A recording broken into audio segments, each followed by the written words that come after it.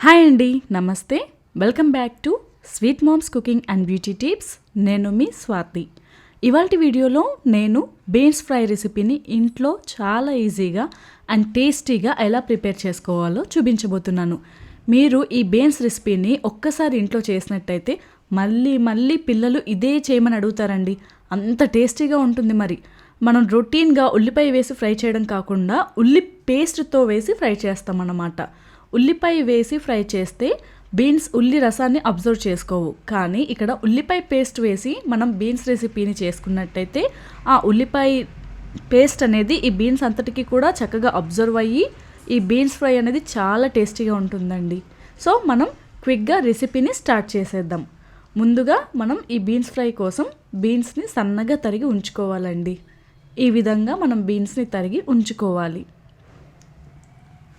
చిన్న పీసెస్ లాగా కట్ చేసుకోవాలన్నమాట. అలాగే ఒక మిక్సీ జార్లోకి 3 మీడియం సైజ్ ఉల్లిపాయలని కట్ చేసి యాడ్ చేసుకోండి. అలాగే అందులోకి 5 నుంచి 6 వెల్లుల్లి రెబ్బల్ని కూడా యాడ్ చేసుకోండి.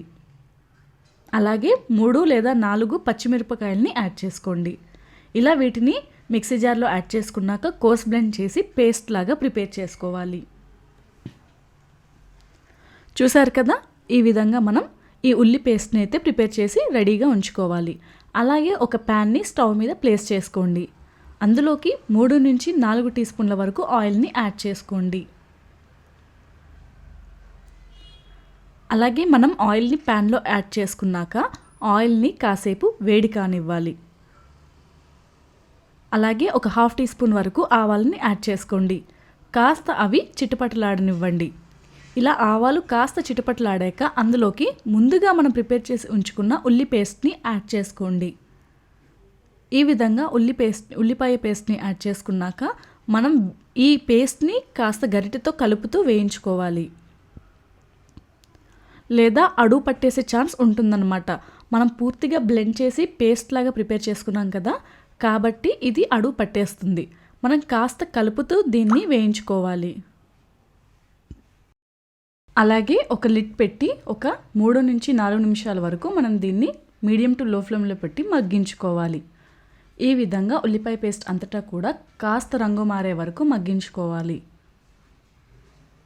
ఇలా మనం రంగు మారే వరకు మగ్గించుకున్నాక ఇందులోకి ముందుగా కట్ చేసి ఉంచుకున్న ఈ బీన్స్ ముక్కల్ని యాడ్ చేసుకోవాలి. ఇప్పుడు మనం మంటని లో టు మీడియం ఫ్లేమ్లో పెట్టుకొని వీటిని పూర్తిగా మగ్గనివ్వాలి. అంటే 70% వరకు వీటిని పూర్తిగా ఉడికించుకోవాలి. చూసారు కదా, ఈ విధంగా కలుపుతూ మీరు ఈ ఫ్రైని మగ్గించుకోవాలి. ఉల్లిపాయ పేస్ట్ అంతటా కూడా బీన్స్ అంతటా కూడా కలిసేలాగా మనం వీటిని గరిటెతో కలుపుతూ ఉడికించుకోవాలి. ఇప్పుడు ఒక లిడ్తో కవర్ చేసి 3 నుంచి 4 నిమిషాల వరకు ఉడికించుకోండి. కాస్త ఉడికాక మళ్ళీ ఒకసారి అడుగు పట్టుకోకుండా మనం గరిటెతో కలుపుకోవాలి. ఈ విధంగా చక్కగా గరిటెతో కలుపుతూ మనం వీటిని వేయించుకోవాలి. ఇక్కడ 30 to 40% వరకు బీన్స్ అనేది ఉడికిపోయింది. మీకు వీడియో క్లిప్లో చూస్తే అర్థమైపోతుంది. బీన్స్ అనేది కాస్త ఉడికిందనమాట. అంటే 30 to 40% అనేది ఉడికింది. ఈ విధంగా ఉడికాక మనం ఇందులోకి మన రుచికి సరిపడా ఉప్పును కూడా యాడ్ చేసుకోవాలి. లేదా 1.5 టీ స్పూన్ వరకు సాల్ట్ని యాడ్ చేసుకోవచ్చు. ఈ విధంగా మనం సాల్ట్ని యాడ్ చేశాక మరొకసారి గరిటెతో అంతటా కలిసేలాగా కలుపుకోవాలి. మనం ఇక్కడ ఫ్రై చేసుకుంటున్నాం కదా, బీన్స్ ఫ్రై కదా, మనం కాస్త పొయ్యి దగ్గరే ఉండాలి. అంటే గ్యాస్ దగ్గరే ఉండి కాస్త కూరను కలుపుతూ ఉండాలన్నమాట. లేదా ఈ బీన్స్ రెసిపీ అనేది అంతటా కూడా అడుగు పట్టే ఛాన్స్ ఉంటుంది. ఈ విధంగా అంతటా కలుపుకోవాలన్నమాట. అలాగే మనం ఇందులోకి ఒక 1/2 టీ స్పూన్ వరకు పసుపును కూడా యాడ్ చేసుకోవాలి. మనం ఫస్ట్ ఉప్పును యాడ్ చేసుకొని బీన్స్ని మగ్గనివ్వాలి. కాస్త బాగా మగ్గాకే మనం పసుపుని యాడ్ చేసుకొని అంతటా కలుపుకోవాలి. పసుపు యాడ్ చేసుకున్నాక కూడా మరొక 5 నిమిషాల వరకు మనం లిడ్ని కవర్ చేసి వీటిని మగ్గించాలి. ఇక్కడ మనం వాటర్ని యాడ్ చేసుకోము. ఏదైతే ఉల్లిపాయ పేస్ట్ని బాగా మగ్గించి దానిలో ఏదైతే వాటర్ క్వాంటిటీ ఉంటుందో దాంతోనే ఈ బీన్స్ అంతటా కూడా మనం మగ్గించుకుంటున్నాం అన్నమాట. చూడండి, వీడియో క్లిప్లో చూస్తే మీకు అర్థమవుతూ ఉంటుంది బీన్స్ అనేది పర్ఫెక్ట్గా కుక్ అయిపోయింది. అలాగే మనం ఎండింగ్ స్టేజ్కి వచ్చినప్పుడు దీంట్లో కాస్త కారాన్ని యాడ్ చేసుకోవాలి. లేదా మీ రుచికి సరిపడా కారాన్ని యాడ్ చేసుకోండి, లేదా 1.5 టీ స్పూన్ వరకు కారాన్ని యాడ్ చేసుకోండి. కారాన్ని యాడ్ చేసుకున్నాక గరిటెతో అంతటా చక్కగా కలుపుకోవాలి.